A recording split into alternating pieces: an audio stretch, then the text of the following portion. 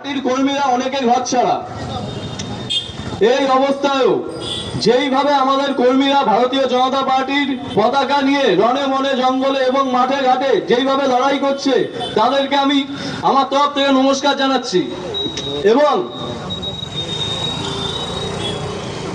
যেই লড়াই করে এসছে, এই লড়াই থামবে না। এই লড়াই ততক্ষণ চলবে যতক্ষণ না আমরা 14 তলা থেকে শাসক দলের অত্যাচারী মাননীয় মুখ্যমন্ত্রীকে মাটিতে না নামিয়ে নিয়ে আসছি। এই লড়াই ততক্ষণ চলবে। তৃণমূলের বড় বড় নেতারা যে বলে আমরা প্রচুর ভোটে জয়ী হয়েছি, কিন্তু আপনারা একটু ভেবে দেখুন, তৃণমূল কংগ্রেস বলতে কিছুই নেই। লড়েছে পুলিশ, যেই পুলিশ ওদের হয়ে রয়েছে তার কোনো দিয়ে পাচ্ছে না।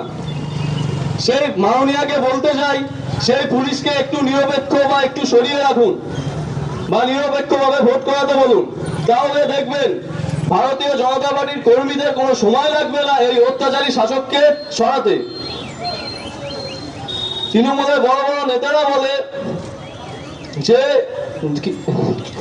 নকুনদারা চরম চরম, তারপর অনেক কিছু বলে, কিন্তু এরা সিবিআই যখন ডাক পায় তখন SSKM এ গিয়ে শুয়ে পড়ে, নাটক দেখাতে শুরু করে।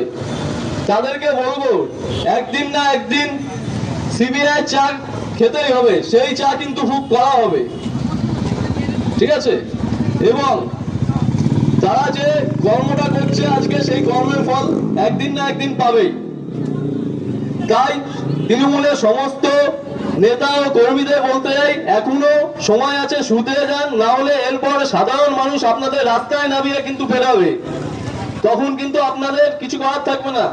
আপনারা একটু ভাবুন, আপনাদের ছোট ছোট ছেলে মেয়েরা আছে, আপনারা যে আজকে এই কাজগুলো করছেন, তারা যদি বড় হয়ে আপনাদের কাছে প্রশ্ন করে যে বাবা মা এগুলো কি করছেন, তখন কি আপনারা উত্তর দিতে পারবেন?